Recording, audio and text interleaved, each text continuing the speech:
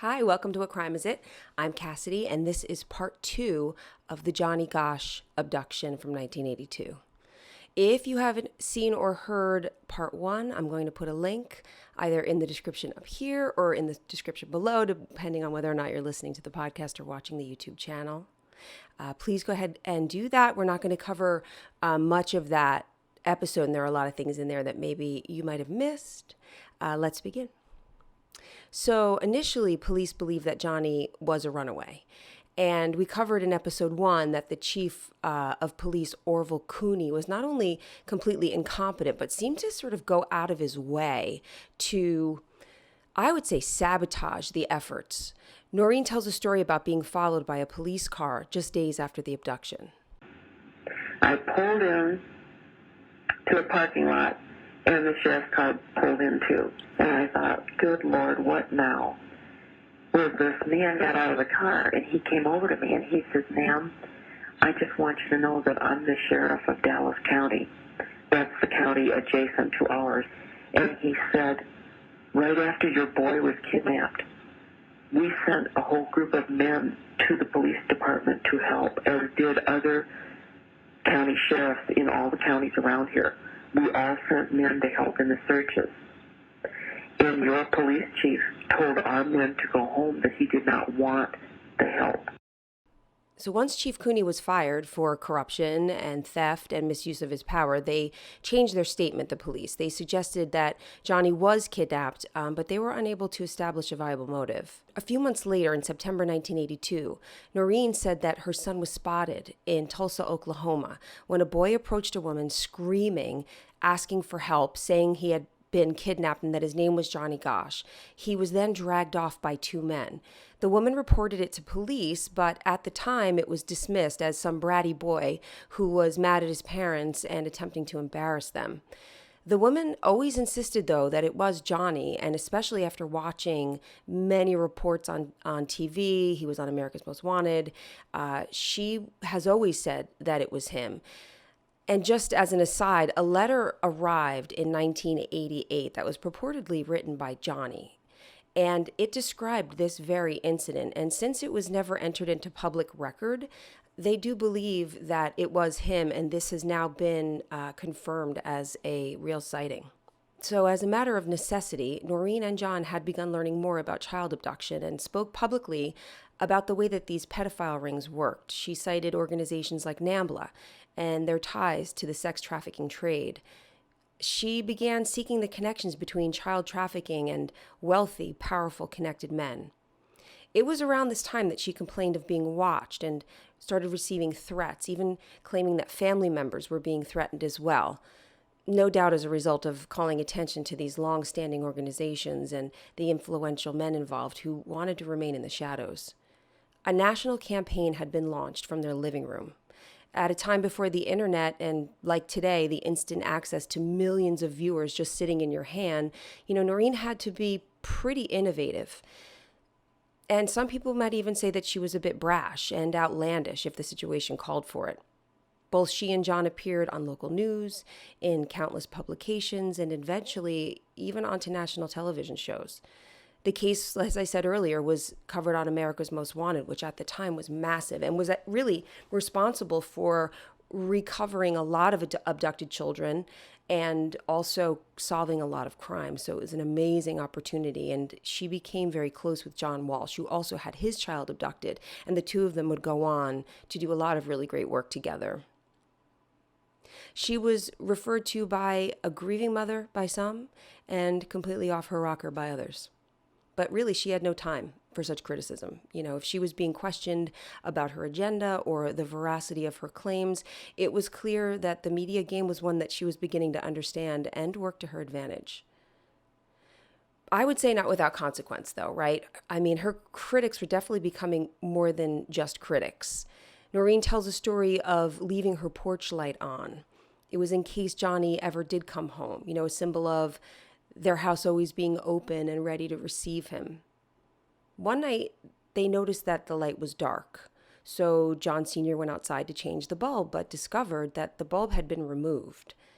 Noreen also believed that her phone was being tapped, and at night they would hear someone in their backyard throwing things at their house. Of course, every time they would go out there, there'd be nobody there. And again, I don't know how supported she was being by police either. Prank calls came in for months, all traced to phone booths. Noreen wouldn't stop, though. Nothing could scare her away from finding the truth of what happened to her son. She even went as far as to contact somebody from the mob to find out if he knew anything, to see if he had any connections to what happened to Johnny. So the man told her that while he was involved in illegal activities, his organization was in no way involved in doing any harm to children. And if he heard anything, he would find out and not only handle it, but also let her know. Noreen has recounted this story, saying that Cosa Nostra is known to be a family-oriented organization, and she believed that they wouldn't have been involved in any crimes against children. But she did wonder if he might have access to information, to that underworld that she herself wouldn't be privy to. So I'm not sure if it was the same man, but from what I can gather, it was somehow to do with this relationship that later the police received a call from someone in the Iowa mob warning about a hit that was being planned on Noreen. It had been contracted against her life because she was becoming too much trouble. So his message was they would be getting a call about a possible lead. It would be about her son, that they would have information. It would require her to fly and to meet with someone in Tulsa. And he said, whatever you do, don't leave town. I had, on one afternoon, a call from the police department, which was rare because they didn't call and talk to me very often. The lieutenant said to me that they had received a phone call from a man who identified himself as one of the families that lives in Des Moines, Mafia. And this man said there's been a contract put out on Noreen. They're going to try to kill her. And they're going to try to lure her out of town. The word is that she's causing too many waves for these people, and they're going to get rid of her. Well, the police lieutenant said, and this was long after Orville Cooney had lost his job. He was no longer in control. It was the new chief. This lieutenant said, I'm going to call the FBI in on this. The next morning at 5 a.m., I got a phone call. And it was a man that I didn't know saying that he wanted me to go to the airport in the afternoon, that there would be a ticket waiting for me that would take me into Kansas City. Kansas City, I would board an Eastern airliner and go into Oklahoma. There, at the airport, I would land, rent a car, and go to a certain hotel and check in under my own name and wait. And then the man hung up. So I immediately called the police lieutenant who was helpful to me, told him what happened. He said, we'll be over to your house in a half hour. They all showed up at my house. My husband was out of town. And they proceeded to get into an argument at my kitchen table. The FBI wanted to send me on this trip. The lieutenant said, don't you understand? Someone else called us, and they identified the man. They gave the name. He told us ahead of time that there was a contract on her, that they were going to try to lure her out of the country, out of the city. He said, we cannot send her. We've got to send a policewoman. Well, the FBI said, well, we've got to go back to the office and call Washington. We can't make a decision on this without them. A couple of hours later, they all came back. The FBI said, if we send an FBI agent with you to pose as your husband, would you consider going? That means the man would fly with you, share the room with you, everything. The police lieutenant was sitting there, and he pounded the table, and he says, she will never get back here. They will either take her out in Kansas City, because from the shuttle to the airline, she'll have to cross the tarmac. They'll either take her out in Kansas City, or it'll happen in Oklahoma. He said, it'll have to be a policewoman or someone that we can make look like her. She's not going. So I stayed home. Again, ordered not to leave my house, make it look like I wasn't there. They sent a policewoman. She went to the hotel just like instructed. and a man called her and wanted her to meet him in a coffee shop. The man surfaced. They were then going to take a drive out into a remote area, and that's where this evidence was supposed to be. They got the guy, and he went to the penitentiary for 10 years. It was an actual contract.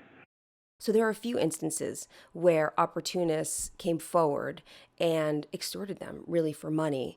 This is from UPI.com. 2 FBI agents, posing as the parents of missing paperboy Johnny Gosch, Saturday, arrested a man who wanted cash in exchange for information on the youth's whereabouts, authorities said. David James Schultz, 36, of Syracuse, New York, was arrested in a Tulsa cafeteria by a police officer, and the 2 agents posing as John and Noreen Gosch, said Special Agent James Ahern in Omaha, Nebraska. Schultz told the undercover officers he had information regarding the location of a missing youth in Mexico and would sell the information. I mean, this is just like... Sell the information for $2,500. Could you imagine having information about an abducted child and asking for money? So apparently he had no such information about the boy, and it turned out he was wanted for a parole violation in New York. He was charged with attempted extortion and wire fraud and was convicted of federal crimes and sent to a Kansas prison. Another extortion attempt was made in 1985 and resulted in the arrest, conviction, and jailing of Robert Herman Meyer II, of Saginaw, Michigan, who also claimed he saw Johnny Gosch in Mexico. He obtained $11,000 from the Gosches in some sort of private meeting. So obviously they had to get help, and over the years, several private investigators assisted the Gosches with the search. Jim Rothstein, a retired New York City police detective, and Ted Gunderson, a retired chief of the Los Angeles FBI branch, they stepped in to help. In 1984, Gosch's photograph appeared alongside that of Juanita Rafaela Estevez on milk cartons across America. They were the second and third abducted children to have their faces circulated to every house in the country. The first was Etan Pates. He was a young boy who was abducted in New York, in the Village. Awful story, and it actually has been solved recently, in the last, I think, 5 years even. Also, in 1984, Noreen founded the Johnny Gosch Foundation. That brings us up to 1984. I wrote legislation for the state of Iowa. Legislation that forces the police department to begin an active investigation for a missing child immediately. It was called the Johnny Gosch Bill. It passed into law, was signed in by the governor July 1st of 1984. She visited schools and spoke at seminars about pedophilia. She lobbied for the Johnny Gosch Bill, mandating immediate response by police upon receiving reports of child abductions. The bill became law in 1984 and led to other states passing similar legislation. She testified before Congress about the organized crime of pedophile rings, resulting in a $10 million allocation to the establishment of the Center for Missing and Exploited Children. Noreen was even invited to the White House by President Reagan for the dedication ceremony. So not long after this law was changed, Noreen received a phone call from a man claiming to have information on another kidnapping, which would take place in Des Moines. It would be eerily similar to Johnny's abduction. I had gotten a call from a man who was an informant, claimed he was anyway, and said that he had information that there was going to be another kidnapping in Des Moines, Iowa. That it would be the second weekend in August, 1984, that it would be another paperboy, and that it would be on the south side of Des Moines. I made a tape recording of that call and my discussion with him, and I took it to the Des Moines Police Department because that would be their jurisdiction. They didn't want to hear it. They didn't want to talk to me.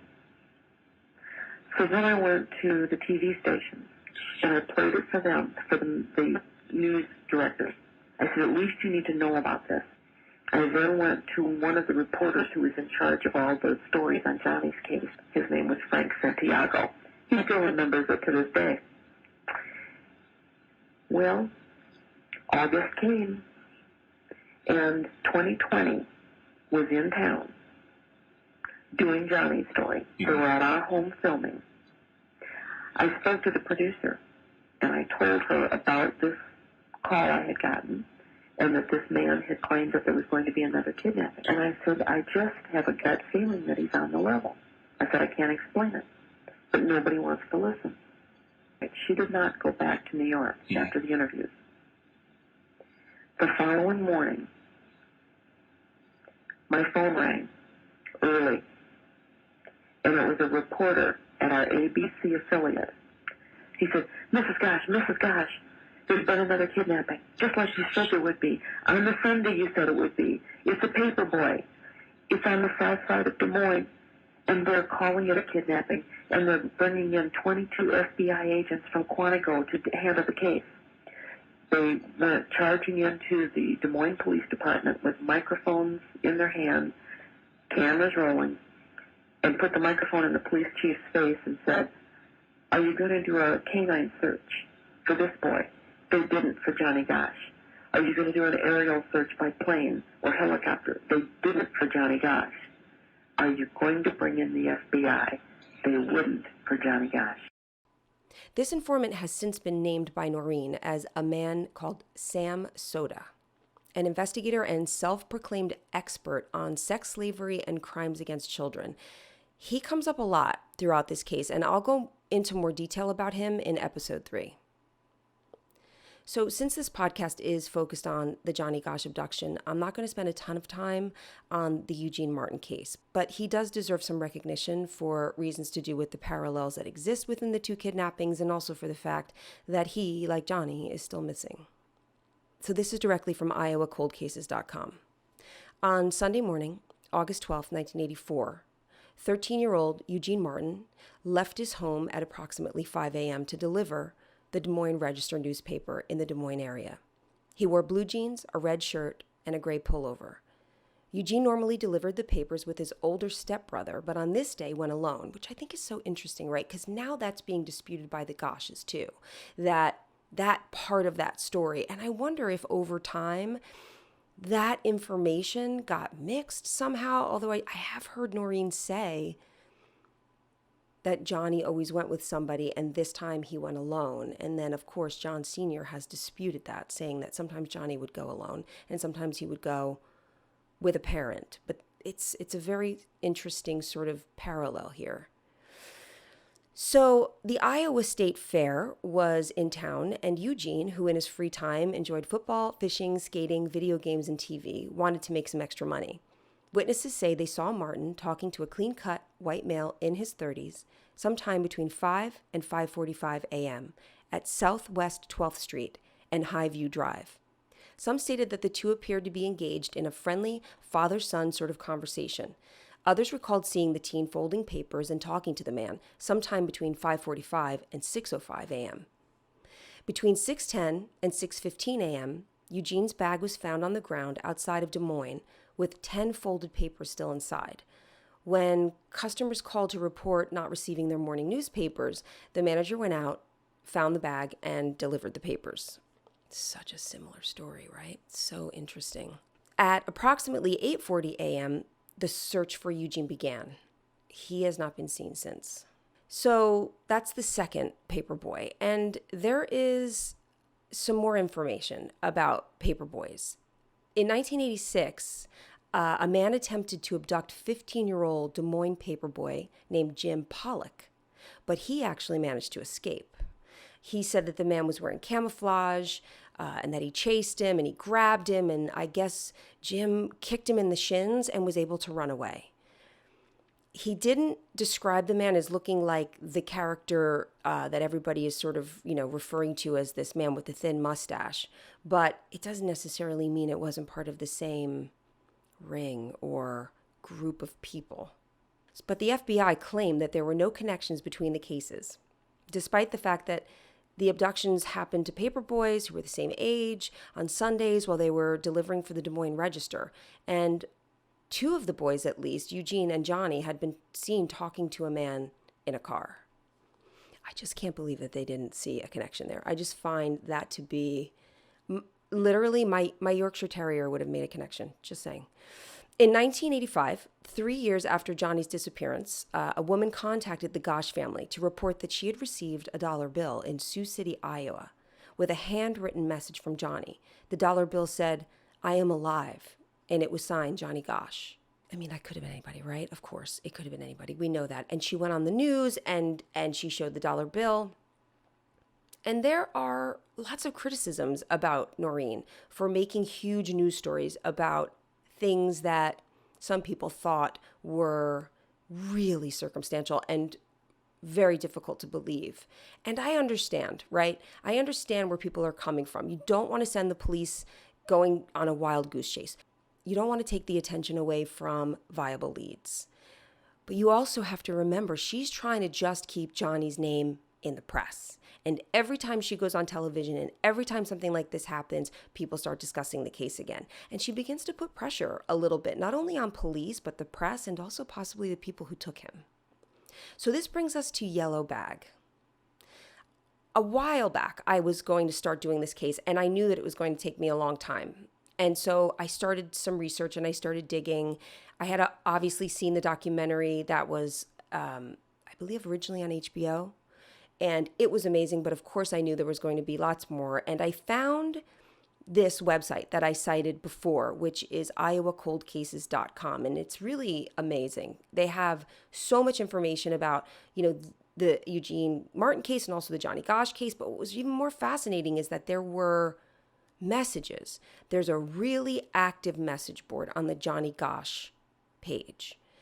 And it's so long and there's so much. But a man appears and his name, he calls himself Yellow Bag. And Yellow Bag is from the paper boys of the Des Moines Register during that time, used to carry a yellow bag. I'm going to post a link below so that you can read the full exchange. It's so much that it would be crazy for me to sit here and try to read it all. There are questions, there are people chiming in, there are naysayers, there are curious people. These are excerpts from what he wrote. I didn't edit anything. I'm reading what he wrote, so some of it may seem long. It's not for me to cut words out, even in the interest of time. Yellow Bag claims that he was a paper carrier at the same exact time that Johnny Gosch was. That he was a little older than Johnny and he was in a different district, but they worked for the same paper. And what he has to say is explosive, if true. Here's Yellow Bag's statement. It was snowing that morning, so I am guessing it was February or March of 1982, before Johnny was kidnapped. A man in a Ford Fairmont stopped, watched me for a while, and then asked for directions. He then suggested I get in his car since it was cold and snowing outside. I started to feel uncomfortable as he insisted I get into his car. I finally asked, "Where do you want directions to?" He answered, "Ankeny." As I started to give directions, the man stopped me and said, "I don't really need directions. I just want to mess around with you." Back in the 80s, mess around meant have sex.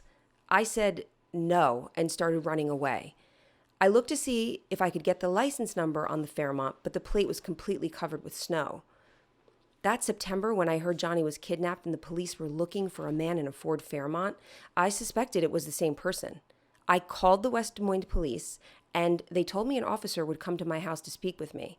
No one ever showed up. I could have identified the man by photo or provided a good description to a sketch artist. He was wearing a very distinctive blue and orange jacket, leading me to think he was a local paramedic or firefighter. Anyway, my family had moved around that time, and Wilbur Millhouse became my new district manager for the Register.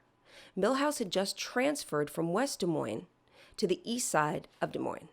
He admitted he knew Johnny, and he talked about him a lot. I thought Millhouse was a cool guy because he bought us Paper Boys beer and gave us money. One day, the Register had a party for its carriers at the Old Skate East. It was there that I saw Millhouse with the guy who tried to get me into his car. I later discovered Millhouse was a pedophile. In the summer of 1983, I started getting creeped out by Millhouse. He was calling me every night, trying to talk me into coming to his home. When I refused, I heard an anger and an evil in his voice I had never heard before. Also, as I posted before, 3 teen boys who were visiting a girl across the street saw Millhouse dropping me off at my house after buying me beer. The boys lived in West Des Moines and had delivered papers there. When Millhouse was gone, the boys warned me that Millhouse was a This is what's written here. Okay. I'm stopping for a second. I'm just saying this is what's written here. I don't love this word, but this is what he says. Okay. I'm just reading it. When Millhouse was gone, the boys warned me that Millhouse was a faggot and that I ought to stay away from him. Isn't it amazing when you say words that you hate saying? It's like you literally feel them inside. It's crazy. I stopped answering my teen line phone, and I told my mother to tell Millhouse that I was not home every time Millhouse called our home phone. So he was calling boys, right? And there is that original account that Johnny was getting calls, or that the house phone was getting calls in the middle of the night. And when his father would pick up, he'd hang up. He might have been waiting for Johnny to pick up. I mean, I just think it's crazy. And of course, now John Sr. says that Millhouse, or that no calls ever came in. But that story was being told for so long. And if that's true, there is evidence here that this man was calling boys' houses at night constantly. Wilbur Millhouse and Frank Sykora, two former Des Moines Register employees, were both convicted of sexually abusing teen boys in the 1980s. This is still Yellowbag's statement. Millhouse told me several times that he knew who took Johnny and why. Last fall, I found a photo of the man who approached me in a Ford Fairmont in 1982. And guess what? He was a Des Moines Register employee. Millhouse lived in the area people used to call the Bottoms. On multiple occasions, Millhouse tried to convince me to drive to his house late at night without telling my parents. Millhouse called me one night saying there was a cute female carrier who was looking for a teen boy to have sex with. Millhouse another time said they had a rich gay friend who would pay $100 just to look, quote unquote. There were other times Millhouse said he had work for me to do there. His excuse for wanting me to come late at night is that he did not want to wake his elderly mother. I'm glad I had sense enough to stay away from Millhouse's home, but I wonder how many boys did go there. If you Google map Millhouse's old address, there is a wooded area and a pond directly behind his old house. Millhouse was arrested for trying to sexually entice a teen boy in 1975. He spent 30 days in jail for that, but the Des Moines Register rehired him 3 years later to work with children. They had to have known about Millhouse's arrest because that arrest was printed in the Register in 1975. Shortly after Johnny turned up missing, Millhouse said some strange things to me that convinced me he knew who took Johnny and why. Twice I saw Millhouse become visibly angry when talking about Johnny Gosch. Both times, Millhouse said Johnny was kidnapped because he, quote, couldn't keep his mouth shut. Maybe Millhouse was calling Johnny, and Johnny threatened to tell on him. With a second offense, Millhouse would have known that he faced prison, getting his butt kicked again by fellow inmates, and the loss of his dream job, working with and victimizing boys. Since I saw the man later with Wilbur Millhouse and a Des Moines Register circulation manager, I wonder now if any Register employees had jobs that required the wearing of blue and orange reflective vests. One other thing that puzzles me. The man had dark hair, brown eyes, a mustache, and an average build, just like the sketch associated with that abduction of Johnny. However, the man who tried to get me into his Ford Fairmont was only about 25 to 30 years old. I don't remember thinking the man was Hispanic, just a Caucasian guy with dark hair and a very angry countenance. I distinctly recall that the man had an accent, not a foreign accent, but I got the impression he was not originally from Iowa, maybe New York, New Jersey, Boston, or somewhere else on the East Coast. So that's all I've taken from that page. But again, there's so much there. So if you want to go and read more and see what other people are saying and please feel free. Like I said, I will put the link in the description below. Couple of things there though, right? So the accent and New York accent, in episode 1, we cover that this is what the boy sort of said, that he had a slurred speech. And then another guy said he sort of had an East Coast accent. And the other thing that I found interesting is him saying that he didn't really think he was Hispanic and that he also didn't really think that he was older, right? He thought he was like maybe 25 or 30. It doesn't surprise me that young Caucasian boys from Iowa at that age, really young, right? 12, 13 years old would not be able to guess the age of somebody. Anybody over the age of 20 to them is old, right? Like, or 25. Like, everybody's old, especially because people age differently. So you could easily get a guy who's 25 or 30, and if you're up close to him and you're looking at him, you might know that, but to somebody else, he might look 40 or 45. The other thing is, it also doesn't surprise me that young boys in a affluent, at that time, white neighborhood wouldn't have sort of the exact description of what a Hispanic man did or didn't look like, right? All of the boys that have been abducted and all of the boys that have come forward, they all kind of look the same. And I don't think there were a ton of Hispanic boys running around Des Moines, Iowa. I don't know if they had a lot of exposure. It wouldn't surprise me that a man with dark hair and a thin mustache would be described as possibly Hispanic by young boys like that. So I also have been recently told by a friend that Yellowbag was interviewed on a podcast called Faded Out. And she said it was episode 13. I do believe that he reiterates pretty much what he said here, but he's a real guy. And it seems that, this information has been verified. I will make sure to add a link to that as well, in case you haven't heard it. Here we are. All of this information was available in 1982. It all ties together. You would think that the police and the FBI would have tied it all together. And of course, things were different in 1982. Did the Register intentionally put these boys in harm's way? I mean, that's hard to imagine, right? It's hard to imagine that it was an orchestrated plot by everybody on the payroll. Did some in positions of power have nefarious intentions, and somehow they managed to keep, this crew of pedophiles hidden from others who were, say, less worldly? I mean, right, there wasn't a ton of education on the subject back then. And I guess someone at the Des Moines Register thought it was okay to hire someone back who had left their original position to serve time for sexually abusing minors and thought, hey, let's put him in charge of the kids. All I'm saying is this. Yes, times change, but common sense doesn't. And, here's the other crazy thing. This is not the only theory in this case. It's not even the most shocking. Next time on What Crime Is It?